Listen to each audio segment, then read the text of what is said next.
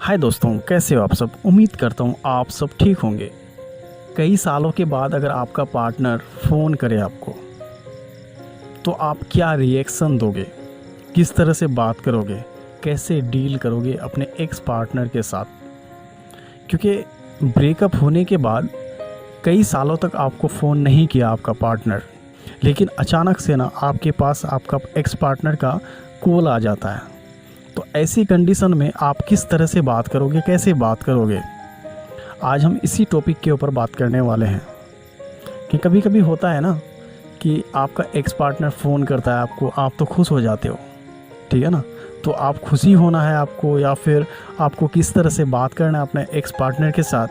इतना दिन के बाद अगर आपका पार्टनर फ़ोन करता है, 1 साल 2 साल 3 साल 4 साल या 5 साल भी हो सकता है, इतना दिन के बाद अगर आपका एक्स पार्टनर फ़ोन करता है ना, तो कोई ख़ास रीज़न से फ़ोन करता है।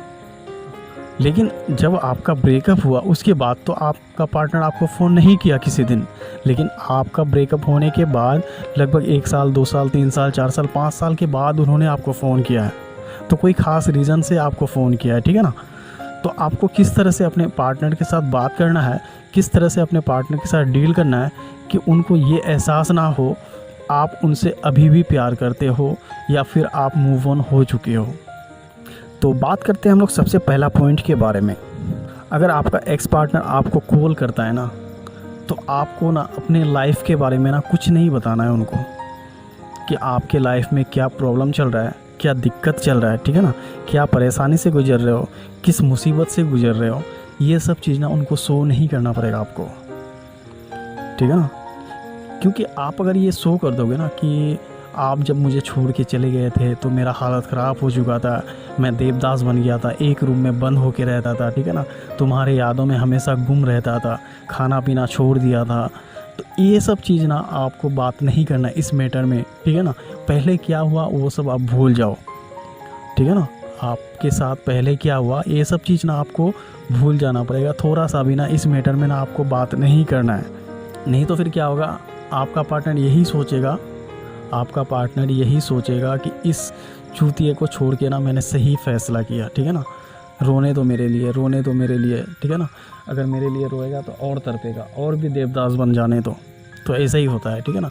तो आपको ना अपने पार्टनर के सामने में, एक्स पार्टनर के सामने में ना ये सब गुण नहीं गाना है, रोना नहीं है, ठीक है ना।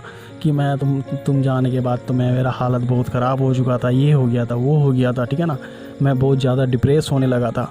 तो आपको ना ये सब चीज़ बात नहीं करनी है, दूसरा मैटर में बात करो, ठीक है ना। तो बात करते हैं हम लोग दूसरे पॉइंट के बारे में। अगर आपका पार्टनर दुखी वाला बात करता है आपसे, ठीक है ना, अगर आपका पार्टनर आपसे दुखी वाला बात करता है कि मेरे लाइफ में प्रॉब्लम चल रहा है, ये चल रहा है, वो चल रहा है, ठीक है ना, तो आपको ना अपना गुण ना नहीं गाना है। जैसे उनके लाइफ में प्रॉब्लम चल सकता है, ठीक है ना, जब आपको छोड़ के गया तो वो तो खुश था या खुश थी, ठीक है ना। जब आपके साथ ब्रेकअप हो गया तो वो खुश थी, इसी के कारण आपके साथ वो मूव ऑन कर चुकी है, ठीक है ना, या मूव ऑन कर चुका है। लेकिन अभी कोई कारण से वो डिप्रेस हो सकती है, ठीक है ना, कोई बड़ा मसला हो सकता है, कोई बड़ा प्रॉब्लम हो सकता है, इसी के कारण वो अपना दुख आपके सामने में जाहिर कर सकता है। कि उनका दुख सुनने के बाद ना अपना दुख गाने लगते हैं, रोने लगते हैं, ठीक है ना। तो आपको ना ऐसा नहीं करना है। अगर उनको वो अपना दुख बताता है, आपको कहानी बताता है, तो उनको आप सिर्फ हौसला दे सकते हो, ठीक है ना। उससे ज़्यादा आप अगर अपना दुख बताने लग जाओगे ना, यार तुम्हारा अभी हो रहा है, मेरा तो उस वक्त हुआ था, ऐसा हो गया था मेरे साथ तो ये हो गया था, मेरे साथ तो वो प्रॉब्लम था, मेरे पैसों का कितना दिक्कत आ गया था, मेरे साथ बहुत प्रॉब्लम चल रहा था, पढ़ाई में ऐसा हो रहा था, जॉब में प्रॉब्लम था। तो आपको ना ये सब चीज़ ना डिस्कस नहीं करना है अपने एक्स पार्टनर के साथ, ठीक है ना।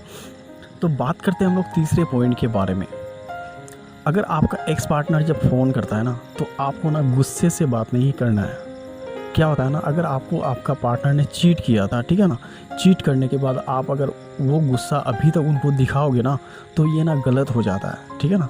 अगर आपके साथ वो चीट किया था या ब्रेकअप किया था, जो भी किया था, ठीक है ना, वो वक्त था, निकल चुका है। लेकिन आप अगर उसी मैटर को अगर फिर से दोहराने लग जाओगे ना, ये ना फिर गलत हो जाएगा आपके साथ, ठीक है ना।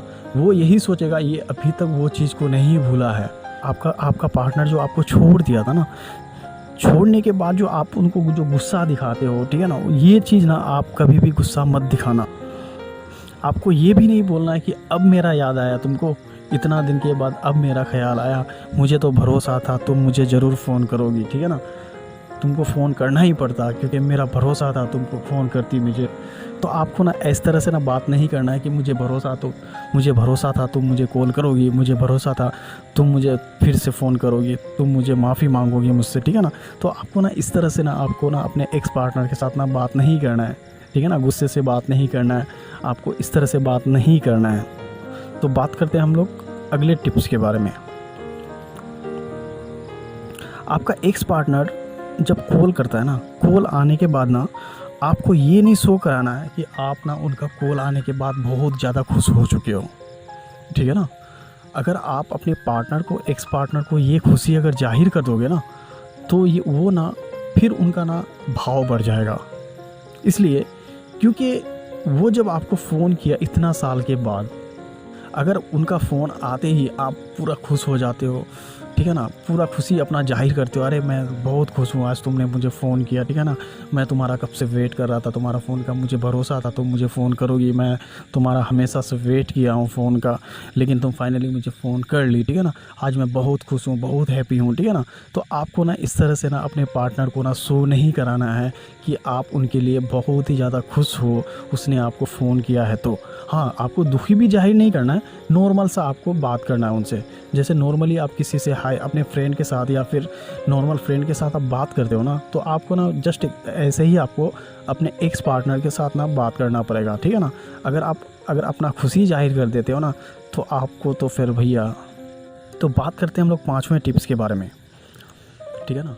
जब आपका एक्स पार्टनर फ़ोन करता है आपको ना, जब आपका एक्स पार्टनर इतना दिन के बाद अगर आपको फ़ोन करता है ना, तो आप दोनों के बीच में तो ये सारा भी बात हो सकता है कि अब बताओ तुम्हारे लाइफ में कौन है, ठीक है ना। आपकी गर्लफ्रेंड या फिर आपका बॉयफ्रेंड या फिर आपका एक्स पार्टनर आपको पूछ सकता है कि बताओ अब तुम्हारे लाइफ में कौन है। तो आपको ना ये मैटर में ना जाहिर नहीं करना है कि आपके लाइफ में कौन है, ठीक है ना। आपको ना इस चीज़ को ना नोटिस ही नहीं करना है, ठीक है ना। आपको लेट्स गो करना है इन बातों को ना ध्यान नहीं देना पड़ेगा आपको, क्योंकि आपको भी नहीं पूछना चाहिए इस चीज़ को, क्योंकि आपको नहीं पूछना चाहिए इस चीज़ को कि बताओ तुम्हारा बॉयफ्रेंड कैसा है या फिर तुम्हारी गर्लफ्रेंड कैसा है, या तुम्हारा मेरा हम दोनों का ब्रेकअप होने के बाद तुम्हारा कितना रिलेशन रहा अब तक, ठीक है ना।